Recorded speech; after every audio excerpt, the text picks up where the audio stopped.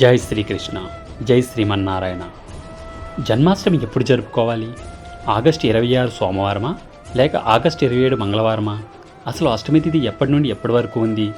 దీనికోసం మన పండిత పామరులు ఏమంటున్నారో ఇప్పుడు చూద్దాం. సాధారణంగా మన పండుగలని తిథులను పరిగణలోకి తీసుకునే నిర్ణయిస్తారు.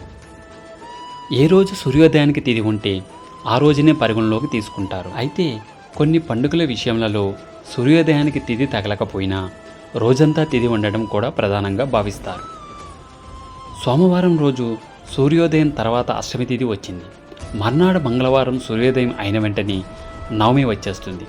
అయితే ఆ రోజంతా అష్టమి తిథి ఉండడం చేత ఆగస్టు 26 సోమవారమే కృష్ణాష్టమి జరుపుకోవాలని మన పండితులు చెప్తున్నారు. అసలు ఆ రోజు అష్టమి గడియలు ఎప్పటి నుండి ఎప్పటి వరకు ఉంటాయో ఇప్పుడు మనం చూద్దాం. ఆగస్టు 26 సోమవారం 8:40 అష్టమి గడియలు ప్రారంభమయ్యి ఆగస్టు 27 మంగళవారం ఉదయం 6:49 ముగుస్తాయి.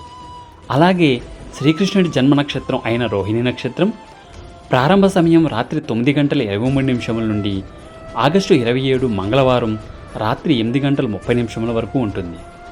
సాధారణంగా జన్మతిథి జరుపుకున్నప్పుడు సూర్యోదయానికి తిథి ఉండేలా చూసుకుంటారు. నక్షత్రం ఓ రోజు అటు ఇటుగా ఉన్నప్పటికీ తిథిని మాత్రమే పరిగణలోకి తీసుకుంటారు.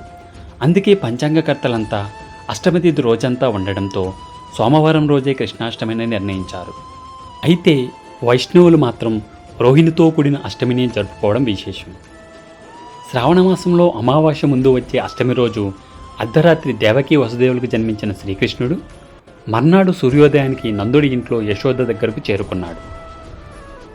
కృష్ణాష్టమి నాడు ఉపవాసం పాటిస్తే చాలా మంచిదని పండితులు చెప్తున్నారు.